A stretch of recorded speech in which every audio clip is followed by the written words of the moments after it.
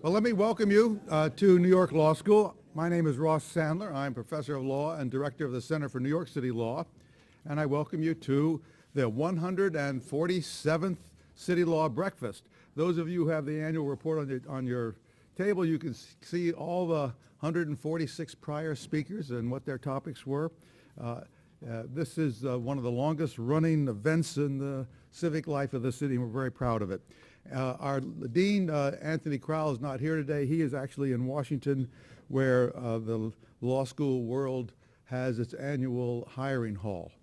And he's down there interviewing prospective professors for New York Law School, so he regrets and is not here today. I would like to begin by thanking the people who have made it possible for us to have 147 breakfasts like this. First, the law firm of Greenberg Traurig has been a founding sponsor. Con Edison, another founding sponsor, and Verizon, also a founding sponsor. They have stayed with us all these years. I'd also like to thank particularly the law firm of Sidney Davidoff and Hutzer. I get the name slipped out. What? Hutcher. Okay. You know what? I'm sorry. That is a sign of 147 breakfasts. But my old friend Sid, stand up. Sid goes back to the Lindsay administration, and I always think of him and that wonderful role with that young, beautiful mayor, John Lindsay, and Sid out there doing wonderful things for this city. And I thank you for being a sponsor. I also like to thank the Ashnu International Vice President Nayan Parikh, right here. Please stand up. Thank you, a sponsor today. And Rohit Pradhan, thank you so much from AI Engineers for being a sponsor today. I'd also like to thank those of you who are contributed. We have forms to contribute to keep these breakfasts going. Those, as you know, we give gold stars on your name tag if you contribute. Very important contributions to keep us going at this program. I'd also like to call your attention to city law on the tables. This is a very interesting article about the 5 points controversy. This is the controversy where a warehouse, five-story warehouse, is covered with graffiti, and then the owner defaced the graffiti. Now there's a lawsuit in the Eastern District over whether graffiti artists have rights to their work, which is really pretty interesting lawsuit. They're suing for damages. Today, we really have a wonderful program with Lorraine Grillo.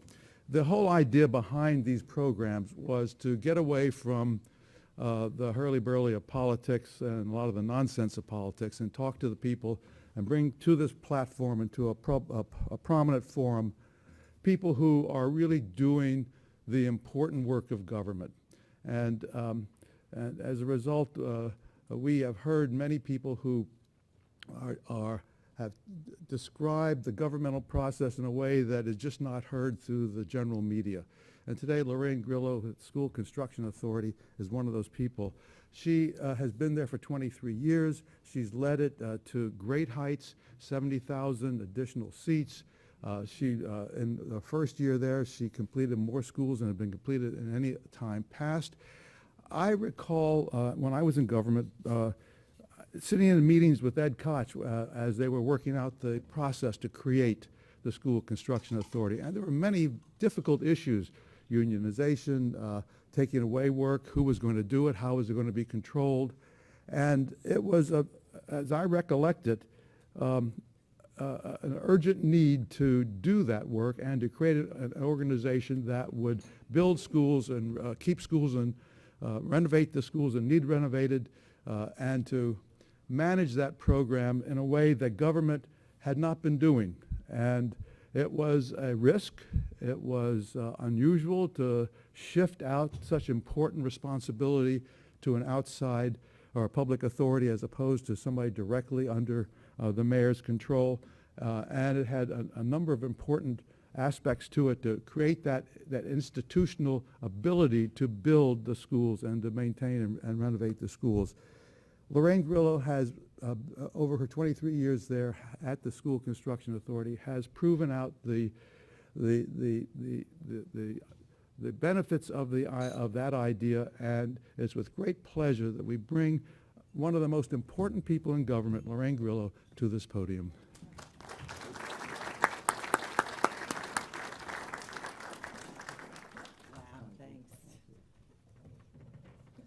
Wow, that's the first time I've ever been called one of the most important people in government, but I thank you very much, Ross, and I thank all of you for coming here today. When Ross asked me to attend, I had absolutely no idea because this is my very first New York Law School breakfast, and I'm quite impressed with the audience. So thank you for having me. As Ross mentioned, my name's Lorraine Grillo, and I've been president of the SCA for 7 years. But more importantly, I've been at the agency for almost 24 years. So I've seen the good times, and I've seen the bad times. Again, as Ross mentioned, in the 80s, it was taking the Board of Education about 10 years to build a new school. 10 years. The schools were terribly overcrowded, with children being taught in hallways and bathrooms and stairwells. And after years of neglect, the condition of the existing buildings was deplorable. The media was having a field day. And as you mentioned, Mayor Koch put together a commission to examine the situation and to see what they could do. So the findings of that commission led to December of 1988, when the New York State Legislature created the School Construction Authority. The goal was obviously to design and build new schools quickly and efficiently and renovate our existing buildings so students could be taught in clean, safe, and modern facilities. When they created the SCA, they actually gave us a number of advantages to optimize our success. Things like the exemption from the Wicks Law. The Wicks Law is a requirement, for those of you who don't know, where separate government contracts have to be divided separately into mechanical, electrical, and plumbing, separate contracts to be bid that way. For us, we did it in one contract, so that saved time, that saved money, and resulted in lower bid prices for a lot of our work. We also were given exemption from the city's environmental quality review process, and also our Uniform Land Use Review process, ULURP. Anybody who's ever dealt with the ULURP process knows that that can take years to complete. We also were not registering our contracts with the city controller. We weren't bound by the city's procurement rules. We didn't have to go to city landmarks. All of those things were done in order to help us move quickly. So as the new agency began in 1989, very shortly after that, there was a discovery of asbestos in some of our school buildings. So early 1992, we embarked on Operation Clean House, which was to remove asbestos-containing materials from our public schools. We began that effort, and we created a war room at the SCA. We had daily press briefings at the SCA. It took months and months to get this done, and in some cases, schools did not open on time because parents were very, very concerned that their buildings were not safe. But at the end of the day, the work was done. It was completed successfully. The problem was, however, it really drained resources. It it was like a dead stop to the work that we were doing. So it took us a while after that to get back up to speed. And when I joined in 1994, we were really still inventing ourselves. We were putting together our processes, our procedures, our policies, everything from proper construction scheduling, contracting procedures, all the way through a system on how do we pay our contractors. The best thing about those times, though, was that when something needed to be done, titles didn't matter. Everybody just did it. We got it done. And while we had some success over that time, there were many, many failures. And particularly when it came to projects being on time. Yet there was this spirit, there was this drive among the staff that I still see today, actually, that they'll work as hard as they have to for as long as necessary in order to get the work done. In 2002, when the legislature gave the mayor of New York control over city schools, Mayor Bloomberg consolidated all the responsibilities having to do with planning, real estate acquisition, budgeting, as well as scoping, design, and construction of all new schools, additions, leases, as well as capital improvements to our existing schools. All of that came to the SCA. This made the SCA the single accountable agency for capital school construction, reporting directly to the mayor. Mayor Bloomberg also made an unprecedented investment into our 5-year capital plan. He invested $13 billion for the FY 2005 to 2009 capital plan and another $10 billion for the 2010 to 2014 capital plan. And now, under this current mayor, Mayor de Blasio, not only did he continue that investment, but he surpassed it. Our current capital plan is $15.5 billion, and that's for the years 2015 through 2019. So let's talk a little bit about our work. According to our yearly demographic studies, the city needs approximately 88,000 new school seats for children. Obviously, the population is growing, and schools are continually overcrowded. In addition, we have approximately 1,300 existing buildings, over 130 million square feet of real estate, serving about 1.1 million children, with the average age of the buildings 70 years old. And we have over 200 buildings that are over 100 years old. So these buildings are in constant needs of system replacements, repairs, and rehabilitation. We operate, the SCA operates on a 5-year capital plan cycle, as I mentioned, and it's divided into 3 major categories. New capacity, that's new schools, additions, leases, and capital investment, which includes capital improvement projects and enhancements to our existing buildings, as well as new initiatives. Finally, last category is mandated programs. That includes environmental programs, the SCA's owner-controlled insurance program, and other operating expenses. We developed that capital plan by establishing the need using objective criteria in both capacity and capital investment. We prioritize need and capacity by looking at immediate need versus projected need. We look at building capacity and utilization for current need, and we do demographic study every year and use that data from other agencies like city planning, HPD, DOB, to predict further need. Because of budget constraints, our capital plan allocates funding for 44,000 of the 88,000 seats. And halfway through this plan, we've cited nearly 31,000 of those seats.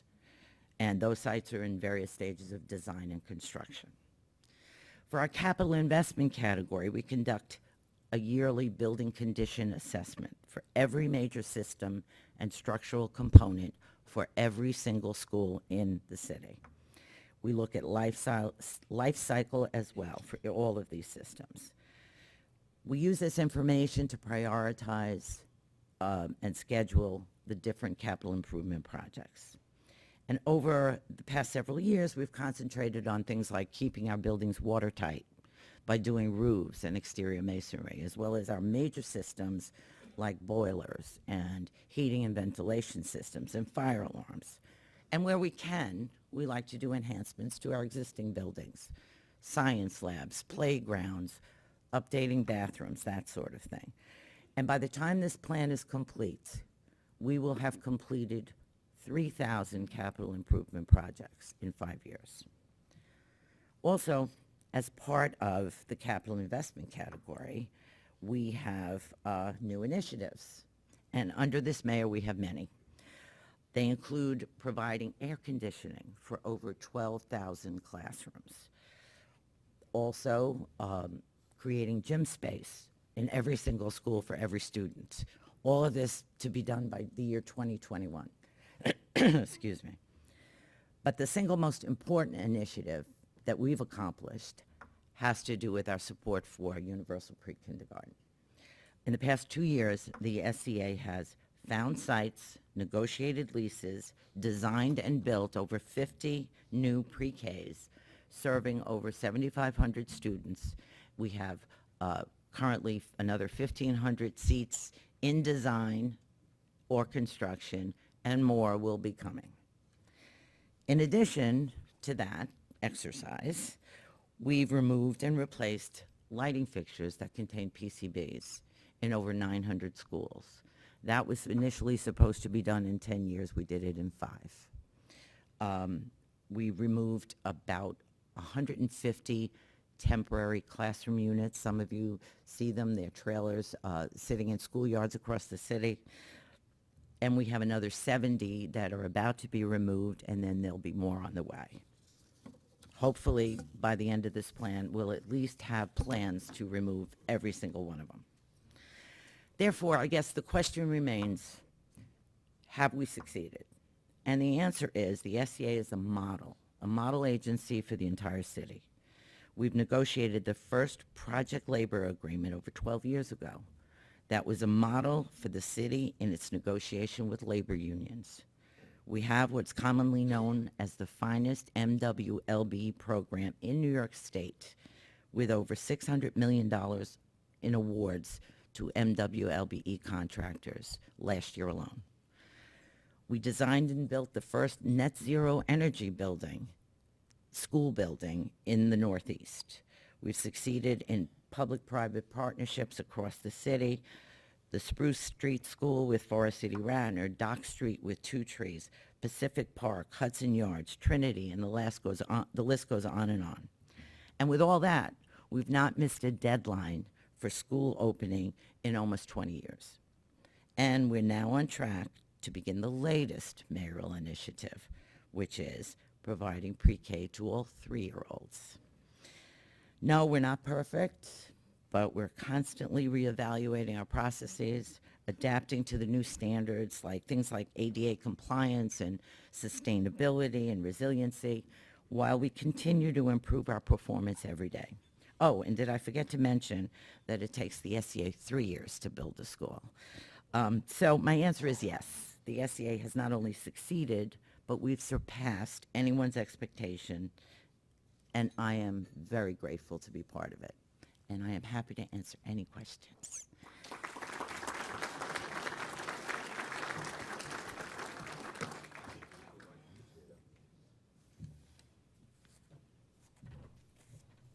Those of you know we have microphones, and we offer the first comment or question to the special sponsor.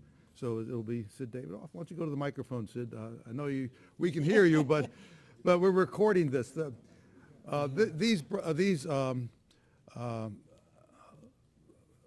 breakfasts are broadcast or cable, what are they called, on our website, webcast live, and then it'll be up permanently so that, and that's why we like you to go to the microphones.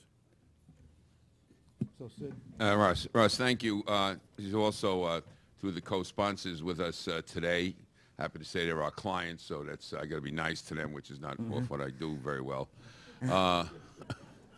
But I just wanted to add one thing about Lorraine that isn't said much. Lorraine started in 1994 as a community organizer within the SCA. And very early in its day, came in there because the community didn't know much about it and how the school's going to be built. She's risen from that position to where she is now, the longest-serving president of it, with the accomplishments that she's just talked about. To me, who watched government and been in government and a student of government for these many years, this is truly one of those stories where somebody comes in, has the heart, the compassion, the passion, and the ability to do a job, and has proven it and been rewarded for it. So I congratulate you. This is one of those success stories. Thank you. Thank you. Thanks, Sid. Yeah. So I started as a mentor contractor in 2006, working with School Construction Authority, one of the best programs that Mayor has initiated. And from 2006 to 2018 today, 17, I'm doing a $100 million job. So that goes credit to the great diversity program that SCA has and the leader of SCA. Thank you. Thank you. Thank you. That's so nice. Good morning. I'm Rohit Pradhan with AI Engineers. First, I'd like to applaud Ross Sandler and the New York Law School for hosting this important breakfast series featuring key leaders like Lorraine Grello. AI Engineers is a leading multidisciplinary engineering firm in the Northeast region. For AI, I'd like to say that Lorraine's leadership, her accessibility, and her thoughtfulness are highly appreciated attributes in the infrastructure community. On behalf of AI Engineers, I'd like to celebrate your hard work and the results that you've achieved. Creating those additional classroom spaces for over 60,000 students in the pre-K program was no small task, helping Mayor de Blasio deliver on his signature policy proposal. From the family of AI Engineers, we really look forward to your continued success. Thank you. Thank you. This is, it's a testament. I'm so happy that all of you spoke. I think it's really important that that people who work with these the important governmental leaders come and see and hear and then speak up about what is going on and how well it is going. So let's go to this side now, and then we'll continue. Hi, Lorraine. I'm Jim DeVore, an alumnus of the school and past president of Community Education Council 15 in Brooklyn, which in a prior incarnation was where someone named Bill de Blasio got his start. Let me start out by one of the schools that is on the PS 133. I want to compliment SCA and your work to get that built and done, and it's also the location of the first school under the so-called pilot project. Right. Now that we've gone past that, as you're well aware, and my district included Sunset Park, which was an urgent need of increased capacity. And some work has been done on that due to large part due to the work of my successor at the Community Education Council. But my question to you has been a question I've asked for 10, 12 years. And I know you started using eminent domain, but why aren't you doing more work for more aggressive in eminent domain? What we've had is sort of these friendly eminent domain issues in areas like Sunset Park, where SCA has indicated they can't find any locations, and there are empty buildings owned by a certain large institution of New York. Why is there not more aggressive use of eminent domain? Thanks. Thank you, Jim. Yes, you were a very active CEC member, and we've dealt with, worked together along the way to get things done. Eminent domain for us is something that we don't like to use it. We certainly don't like to have to go to court to acquire property, but we will. But the most important ingredient in that is to have the support of the local elected officials, the local city council member, because that eminent domain has to go before the city council. And if the local council person does not support it, it's likely that it will not pass the city council. So in the case of Sunset Park, for example, we are using it right now to acquire a site because we have gotten support from Councilmember Menchaca, who is willing to do it. Now, we have certain rules that we follow with eminent domain. For example, we do not condemn somebody's active business. We don't want to put people out of work, certainly. We don't condemn people's homes. We don't condemn houses of worship. On the other hand, if somebody puts a property up for sale and we begin negotiations and they back off, they don't like the price that we're offering, we will, if they are unwilling to continue to negotiate, we will then move forward with eminent domain. But again, it all goes back to a situation where if the local elected officials are not in support, we know that all that effort will go nowhere. So we do it in those cases where we have the support of the local council person. Sure. My name is Edward LaGrassa, and I'm on the board of the Brooklyn Tech Alumni Foundation, and we have put together a master plan to redo the school. Mm-hmm. How do we engage the private sector? Because it is clearly, from a dollar standpoint, it's a huge investment, and I understand the prioritization. So how do we get the private sector involved? Well, You know, I do know your organization very, very well. We've worked closely with them, and where we can help with system work, we will do that, and we have done that over time. I actually just received an invitation to one of your galas to raise money for exactly what you're talking about. So, you know, again, you have a long list of very accomplished alumni. I think those are the first people that you're going to have to turn to drum up that support. I wish I could help you, but I'm always looking for extra money as well, so I'm sorry. Yes, sir. Just in case you don't know, PS 109, which lies at 225 East 99th Street near 3rd Avenue, was an elementary school. It's now home from an artist. Yes. That building should be a home, a school for elementary students, not a home for artists. I don't know who adopted the idea, who decided it should be a home for an artist. It was built as an elementary school. It should be an elementary school for students, not a home for an artist. You need to rebuild that school and rebuild as an elementary school and redesignate elementary school students because they have nowhere to go. I'm familiar with that building, actually, and that transition happened long before I was anywhere near the position I'm in today. But the reason I believe that that was done was in order to transform that building, it was going to cost tens of millions of dollars. And I think at the time, and I don't know what the numbers look like today, but at that time, there was no need for additional seats in the area. There were schools that were very underutilized. So I think the city made a decision that they would rather not invest tens of millions of dollars in what was then not a needed building. I don't know what those demographics look like right now. You might be right. It might need to be relooked at, but I really can't tell you that right now. Then perhaps you should tell Gwen Goodwin what you told me. Okay, thank you. On this side. Good morning. Joel Kupferman, New York Environmental Law and Justice Project. We brought litigation on behalf of many student groups and parents groups over the years. We're very concerned about the environmental insults that students out there face.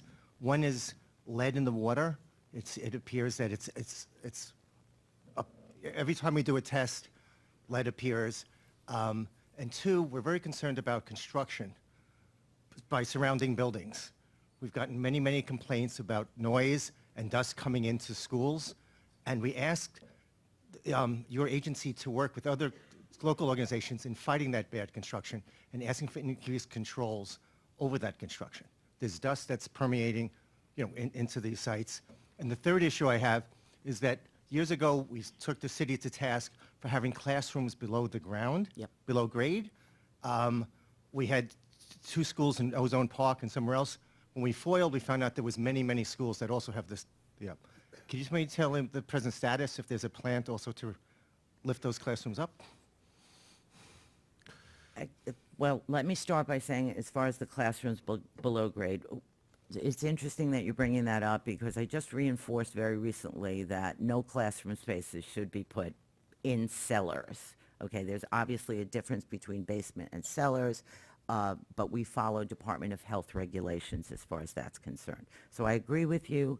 In some cases, those buildings are so overcrowded, the older ones are so overcrowded that there's really nowhere else to be putting those kids. But, where we can, we like to convert spaces in the existing building to relocate those kids.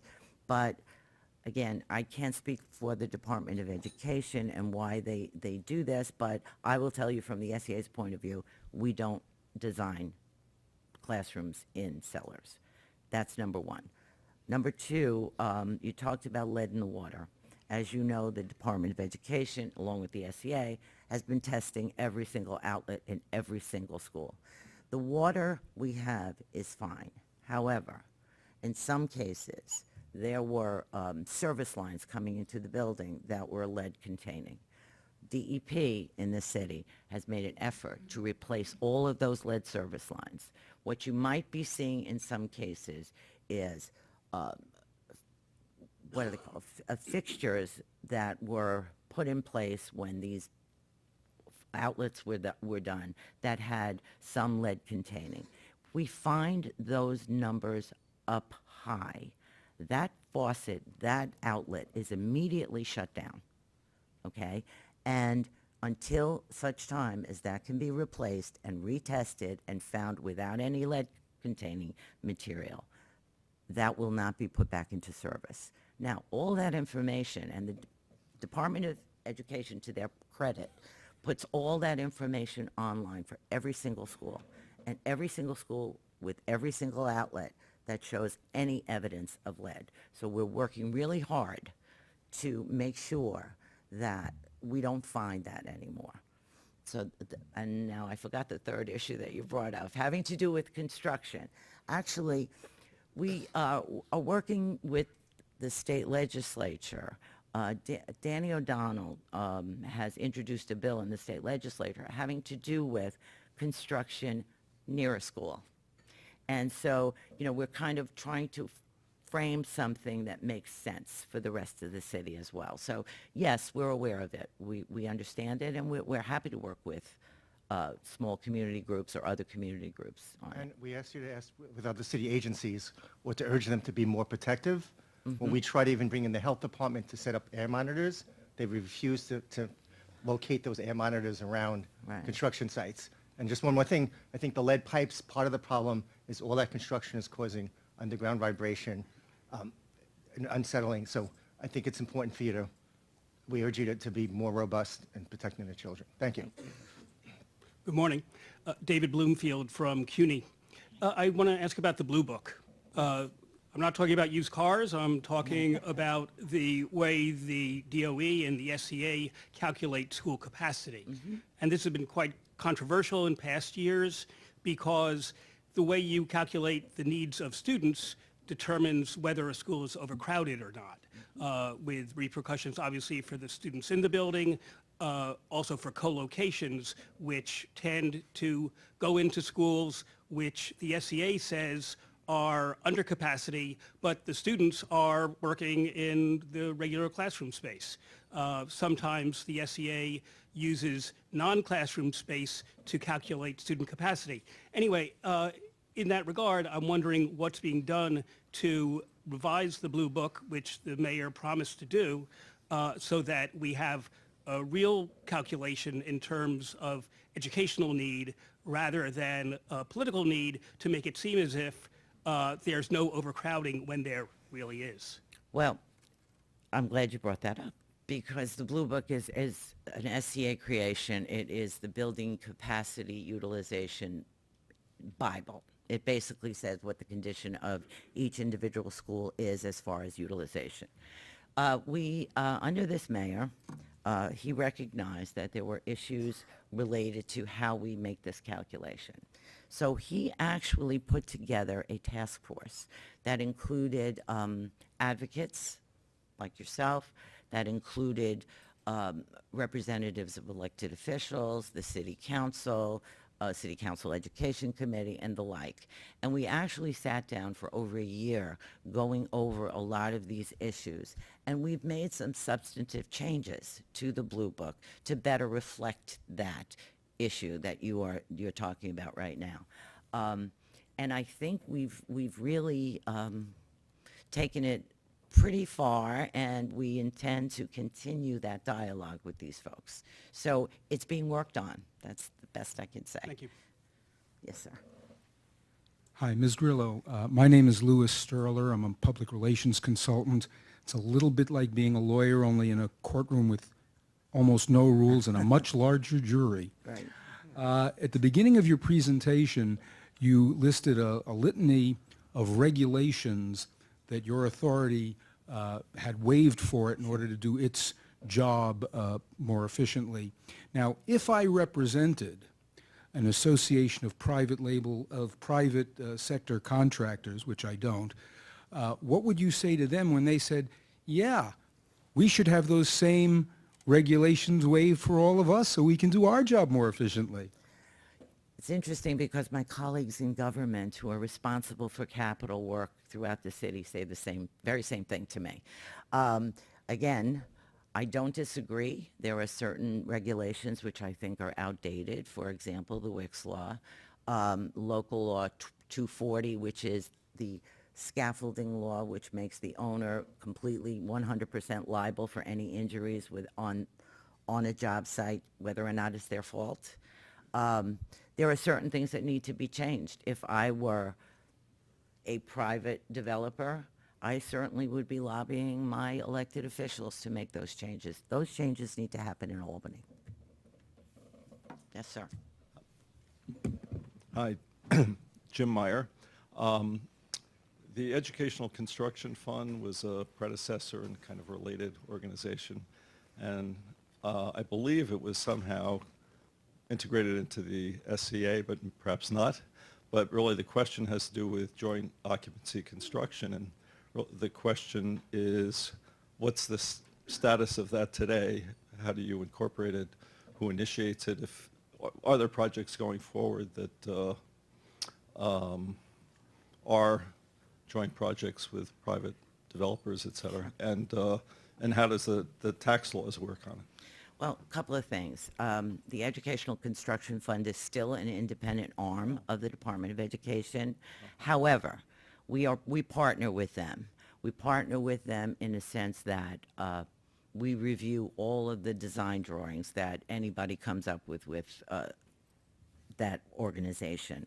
We also manage the project in terms of payments, for example, payments to contractors and the like.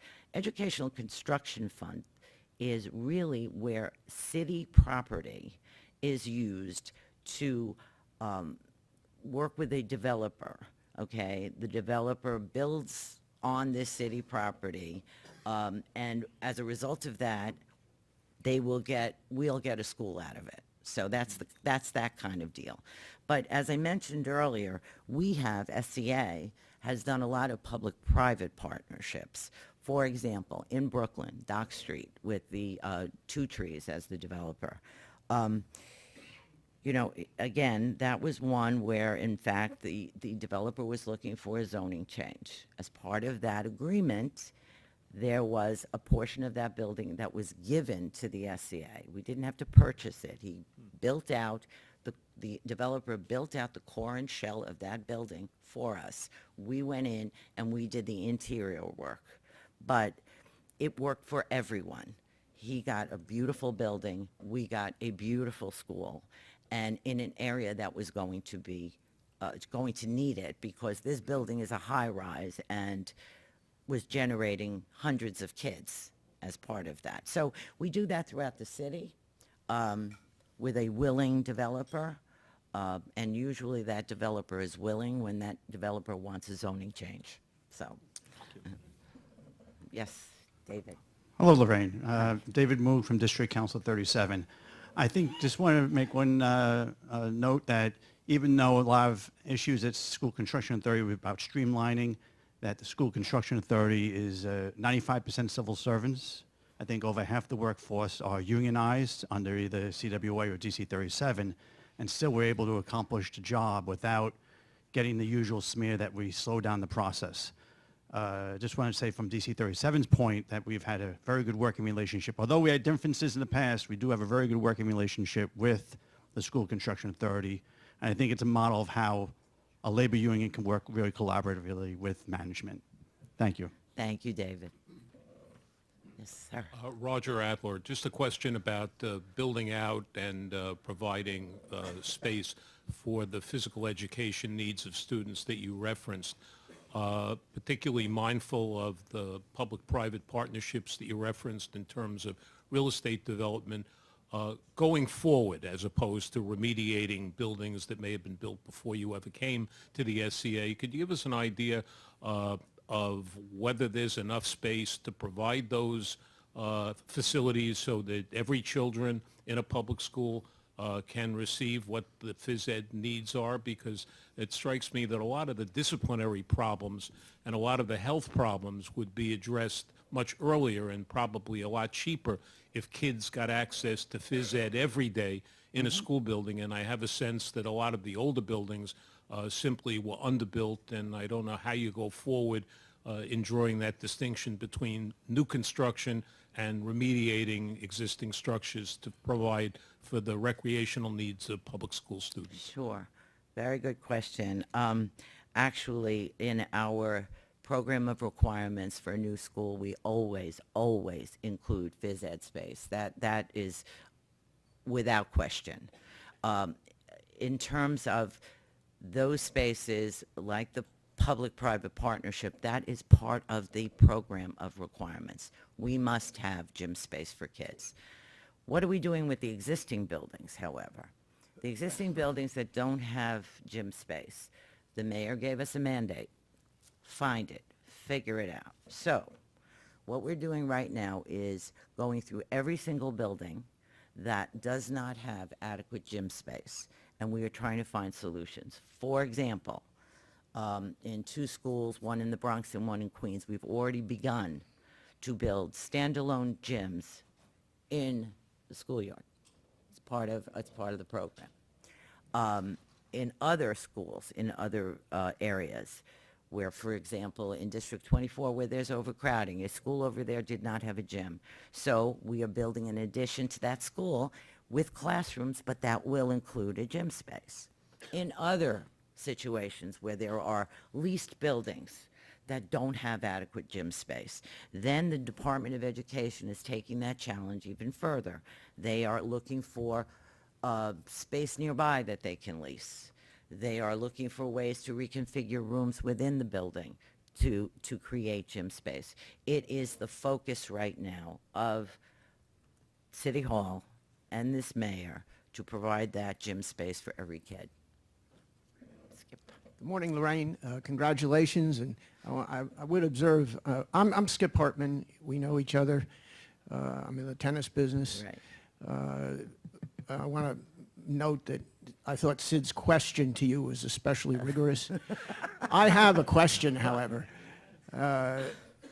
Parking. Yeah. Is it part of your design criteria when you build a new school or locate a school to consider the requirements the school has for parking? Because the spillover or the consequences of a school, one of them is that teachers park in recreation space, they park in the neighborhood, and I haven't seen any schools built with, underground parking as part of the design. Is it something you address? A couple of things. We provide, in certain rare instances, we provide parking. And I'll give you an example. In Staten Island, we created this net zero energy building in a relatively remote location, so that there was not a lot of public transportation for this particular building. We knew it would be very difficult for teachers to get there, and we had parking as part of that. But typically, no, we don't provide parking. One of the reasons being that we can never find a site that would be large enough to provide outdoor parking as well as play space for kids. So that's a big difficulty. I only know of one instance where we have parking beneath the building, and that is actually Frank Sinatra School in Queens, and that was because this particular development, in order for us to get the property, it had to be done. We don't like to do it. A couple of reasons. Security. It would have to be manned constantly. We have kids in those buildings. I don't have, the funding to provide security 24/7 for that. There's also issues having to do with safety. I mean, you've got a bunch of cars under your kid's classroom. You've got environmental concerns, all of those other things. So it's not something I see in the future. It really isn't. Sorry for the inconvenience, but a lot of the folks here had to take public transportation to get here, so. Good morning, Howard Euro. Follow up on the waivers and exemptions question. If you remain exempt from LPC and ULURP procedures, how are we protecting the historical integrity of landmark schools or potential landmark schools such as the Snyder schools and so Yeah. forth? Yeah. Yeah, Landmark Preservation Commission. Yeah, actually, we are exempt from city landmarks. However, we're not exempt from state historic preservation. We have to go through a process with state historic to get approval to move forward with those schools. So I don't want you to think we don't have any conscience as as a result of that. But we, as an organization, are very conscious of history and historic neighborhoods. I'll give you an example. In Brooklyn right now on 4th Avenue, there is an old police precinct that is really absolutely spectacular, but falling apart. We were able to obtain that piece of property, but because we are conscious of the need to keep that history within that building, we are restoring the entire facade of that building in order to make sure, A, that we can provide our kids with a school, but B, that we can keep the texture of that community. So, again, state historic as well as our own internal controls. Yes, sir. Good morning. My name is Peter Sampton. I'm a retired partner of IBI Group, Grusin Sampton, and we were one of the first architects to work for the SCA in 1988, along with several others, in what was called then the prototype schools. The idea being that since the SCA was formed to build schools in the city, that it was important to design in such a way that there could be repetition and not always a new building, for a new design for every building. What of that, and that was, of course, more than 30 years ago. Is there anything today relating to what was done then, the program called the Prototype Schools, which the SCA is continuing in? It's interesting that you say that because in my past life, I was a school board member in District 30 in Queens, where one of the Grusin prototypes was built as one of the very first projects. That's great, and we still would love to reuse those prototypes. The problem is, as years have gone by, our sites have become smaller and smaller and smaller. There was a time when we would only look at a footprint of 20,000 square feet. Now we're building on sites as small as 9,000 square feet. So those prototypes, while they were beautiful and very, very useful, they kind of don't fit the profile anymore. However, in these new gym projects that we're doing, because they're standalone gyms, we have developed 2 prototypes to use so that they're quick and easy and tested before we start, before we build ground up. So yes, there's a marketplace. Unfortunately, those beautiful prototypes you did in those days are no longer going to fit. Thank you very much. Yes. Excuse me, Vanessa Diaz. I work for Manhattan Borough President Gail Brewer. Sorry. Day 10 in the job, so I'm switching bosses. Quite all right. I have a question going back to the gym and the space utilization. Yes. There are a number of campuses that have 5, 6 schools, and as a result of that, when gym is being taught, there are certain campuses that are teaching with 200 kids, 4 teachers at a time, 50 kids in quadrants. Is that dictated by the Blue Book and space utilization, or is that more a decision of the school and the principal itself? It's really a decision of the principal and the school. A lot of those co-locations happened under a different chancellor at a different time. And I know for a fact that this chancellor really is not a fan of these very small schools. She likes a larger school so that they can take advantage of teams and PSAL and all of those other programs that keep kids occupied. There are, unfortunately, very few campuses that, for the most part, campuses get along well and they work closely together, but there are a few that doesn't work so well. So the Department of Education is trying very hard to address that. It's really having those principals work together on how, and programming and how they use their building.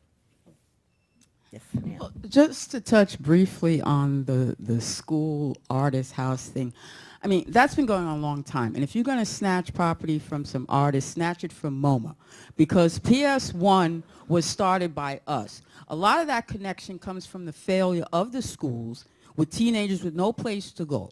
That PS1 is notorious, me, Basquiat, even like little bros who are now our civil court judge in Brooklyn.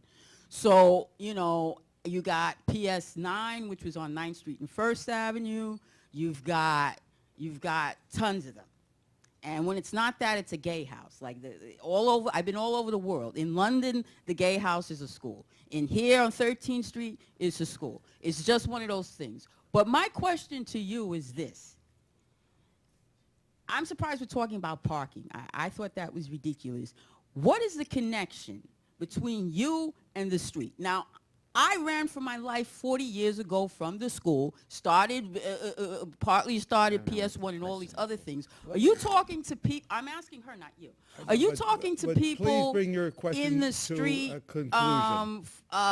about what's going on? Because I don't see the connection, and we don't feel the improvement in the schools. In fact, we Please see bring a your- nightmare. May I please? Okay, thank you. The question really is about, again, about parking and the relationship to the schools.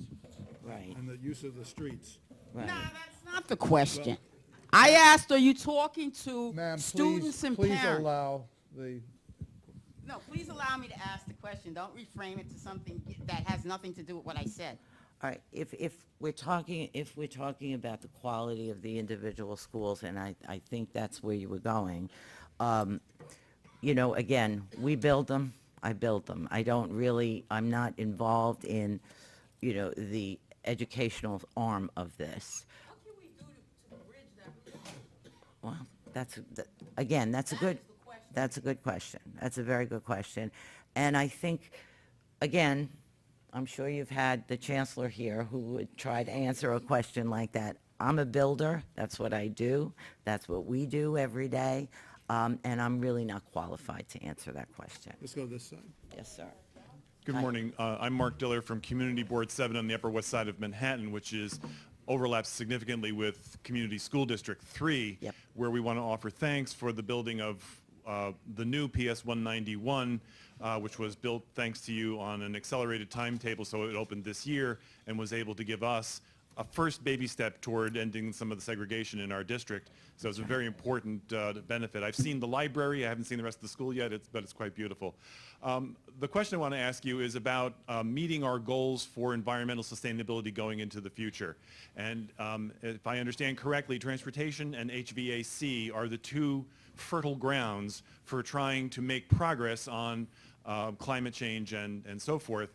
And it's been proposed to us as a community board to advocate for ground source heat exchanges and pumps as a way to make HVAC much more efficient. And I'm wondering if that can figure in your planning for schools going forward, both as a model to actually save money and resources and as an educational benefit or tool. Interesting. Yes, Mark, it's good to see you. Actually, sustainability and resiliency are very much part of how we plan forward. But one of the things that we've been burned by in the past is adopting the new big thing that comes along without really enough study.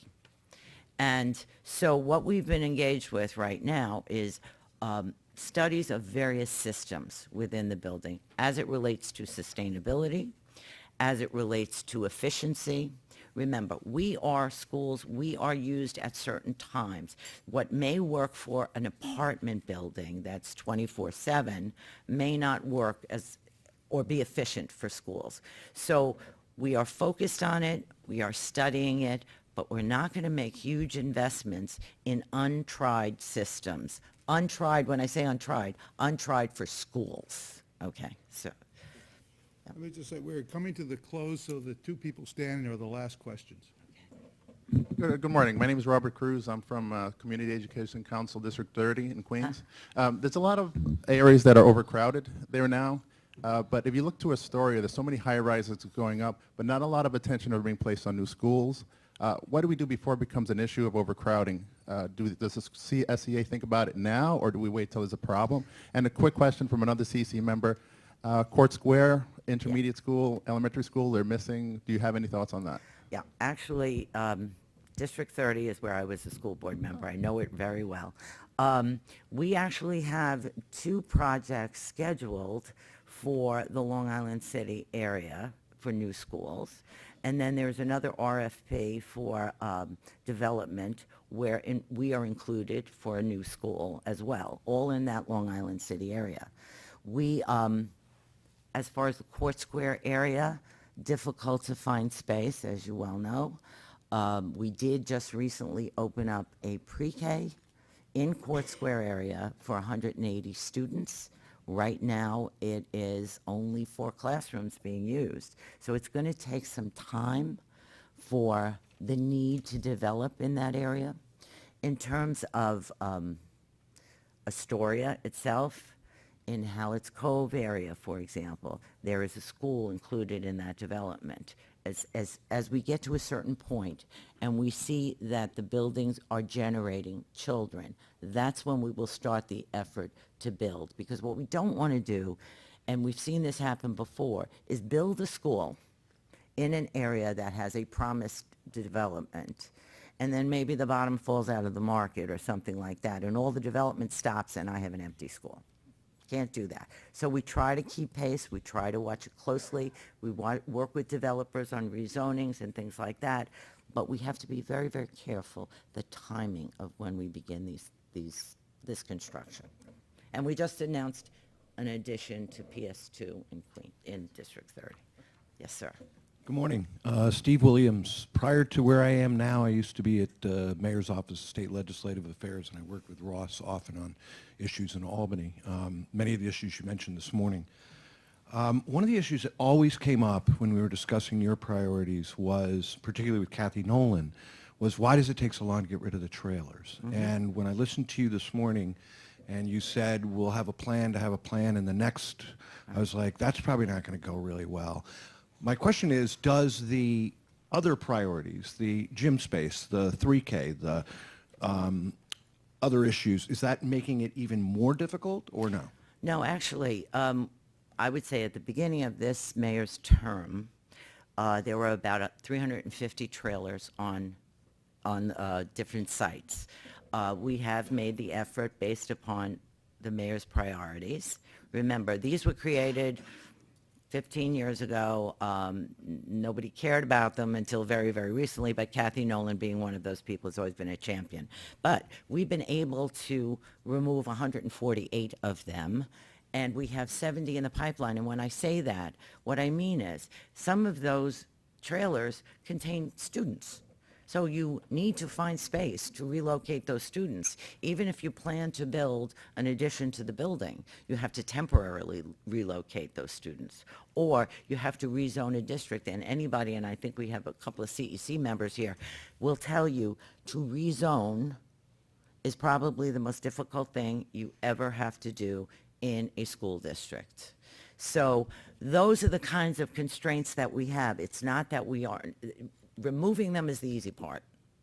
It's finding those spaces for those children to be relocated.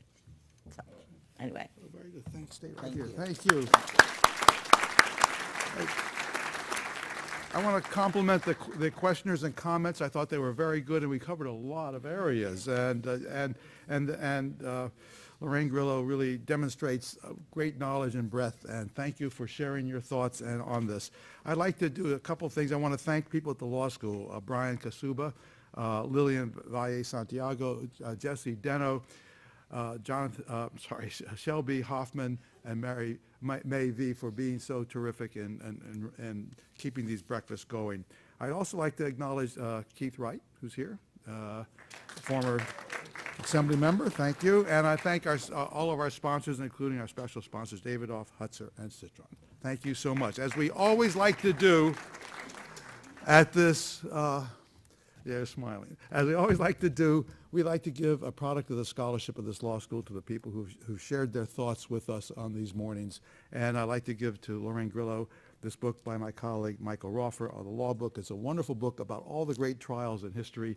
It's to be wonderful nighttime reading as you're thinking about all of these beautiful schools. I'd say one more thing. As you look at the pictures and you go on the website, the schools are beautiful, and I want to compliment you on the architecture and the support of good architecture that the School Construction Authority does. It's added to the beauty of the city and to the children's education. Thank you so much.